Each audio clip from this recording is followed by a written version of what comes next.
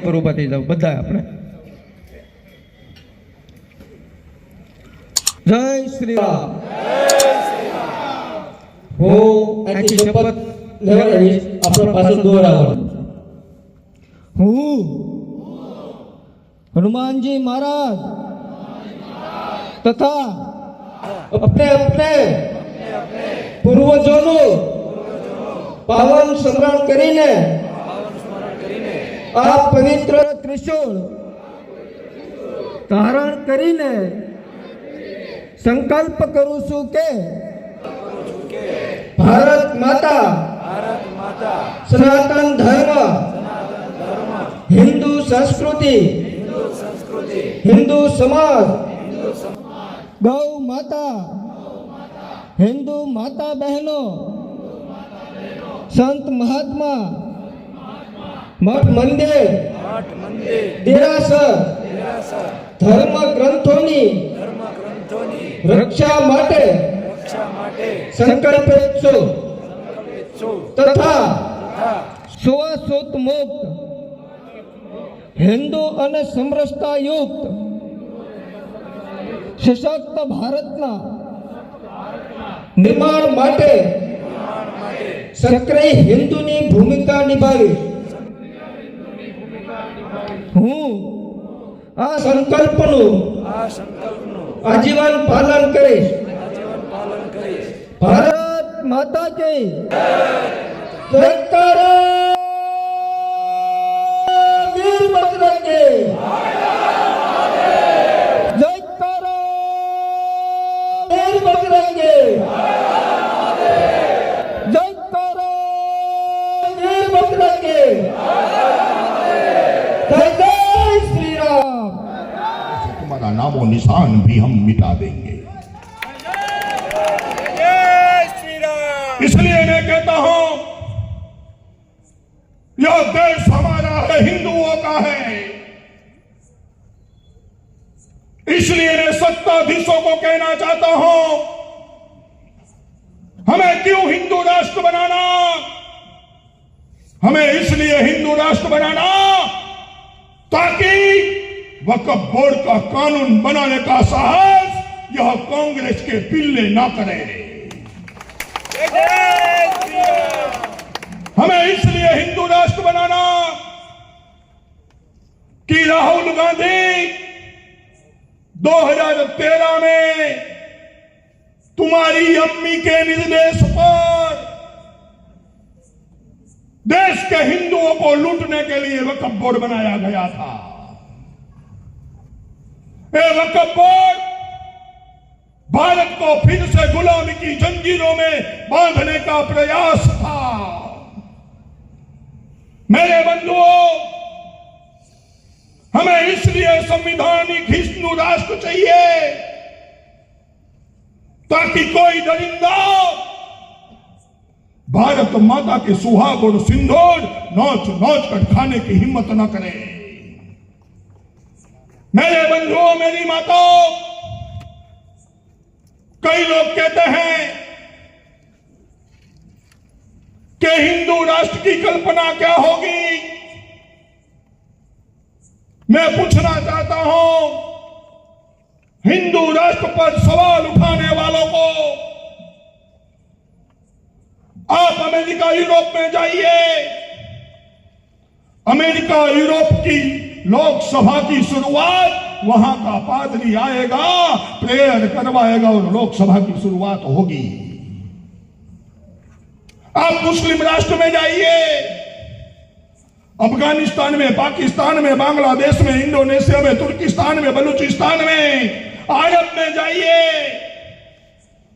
वहां लोकसभा की शुरुआत इनका मुल्ला मौलवी आएगा और ला इलाहा इल्लल्लाह मोहम्मद रसूलुल्लाह से कराएगा. मुझे तो यह हिंदू राष्ट्र भारत चाहिए कि मेरी लोकसभा की शुरुआत मेरे पूज्य संत गणपति वंदना और वेद की ऋचा से करे. और लोकसभा में कोई मुसलमान और ईसाइयों का नहीं सोचा जाए। सनातनी सिद्धांतों की जो रक्षा करेगा उसे ही हम दिल्ली के तख्त पर बैठने देंगे। मुसलमान और ईसाइयों के तलवे चाटने वाले राजनेता हमें मंजूर नहीं है।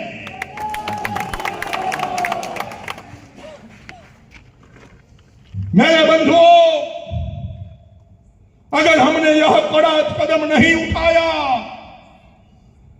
तो वापिस गुलामी की ओर हम जा रहे हैं। इसलिए मैं कहता हूं, क्यों नहीं हो सकती? हिंदू राष्ट्र की पहचान है भाषा, भूषा, भोजन, काव्य, स्थापत्य, कला। वो किनके पास है? हम सनातनी हिंदुओं के पास है।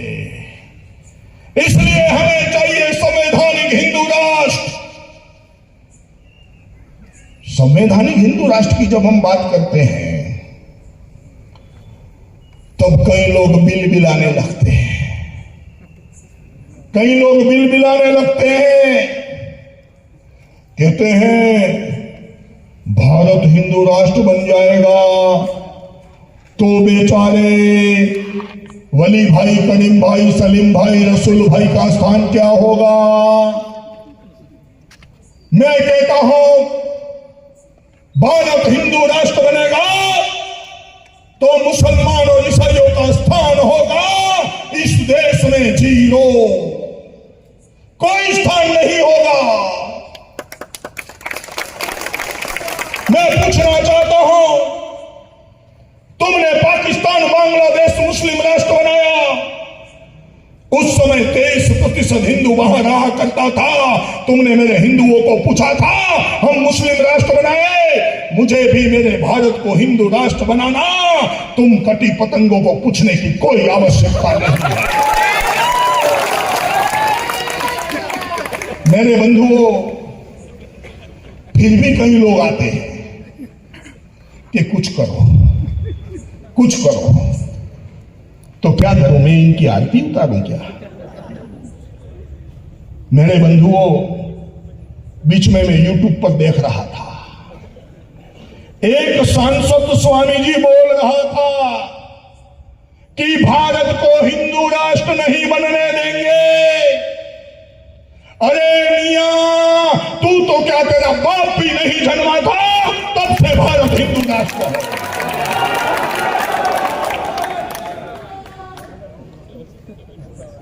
और भी कई लोग कहते हैं कि ये बेचारे कहां जाएंगे, आखिर उनके पुरखे और हमारे पुरखे एक है, ये हमारे भाई हैं। मैं आज बहुत स्पष्ट कहना चाहता हूं, मेरे हृदय और जबान में स्वामी जी भगवान ने कोई अंतर नहीं रखा। मैं कोई पॉलिटिकल व्यक्ति नहीं हूं, मैं तो धर्म के लिए 30 साल से घूमकड़ी कर रहा हूं। मुझे तो ना MP बनना है, MLA बनना है, सरपंच बनना है, PM CM कुछ भी नहीं बनना है। इस जन्म में संतों की कृपा से केवल भारत माता का पुत्र बनना है। इसलिए मैं कहना चाहता हूं, अरे मूर्ख लोगों, तुम्हें इस्लाम के कॉन्सेप्ट का ज्ञान नहीं है। जो कुरान को माने, जो हदीस को माने, जो बाइबल को माने, वो भारत का कभी राष्ट्रीय नहीं बन सकता। जिनको राष्ट्रीय बनना है उसे राम कृष्ण के शरण में आना पड़ेगा, मेरे पूज्य संतों के शरण में आना पड़ेगा। इसलिए मैं इसके लिए भी एक फॉर्मूला लाया हूं। बेचारे चमचे कहते हैं इनका भी कुछ करो, कुछ करो, कुछ करो, कुछ करो, तो कुछ करते हैं भाई। ऐसी फॉर्मूला है कि देखो, अभी जन्माष्टमी गई और अभी स्वामी जी नवरात्रों की पूजा गुजरात में और देश भर में शुरू होगी और धमाका आएगा। रेफ्रिजरेशन ले जाओ 15% छूट, मोबाइल ले जाओ 10% छूट, टीवी ले जाओ 35% छूट, सभी कंपनियां धमाका, वॉशिंग मशीन ले जाओ 40% छूट। इसलिए मेरी बहनें मेरे भाइयों को लेकर जाती और मजबूरन मेरे भाई को लेने भी जाना पड़ता है और जाना भी चाहिए, इसमें कोई गलत नहीं है, जाना भी चाहिए। लेकिन सभी कंपनियां 5 से 50% छूट देती है। मैं तो वली करीम सलीम एंथोनी के लिए 100% का धमाका लेकर आया हूं। 100% का धमाका।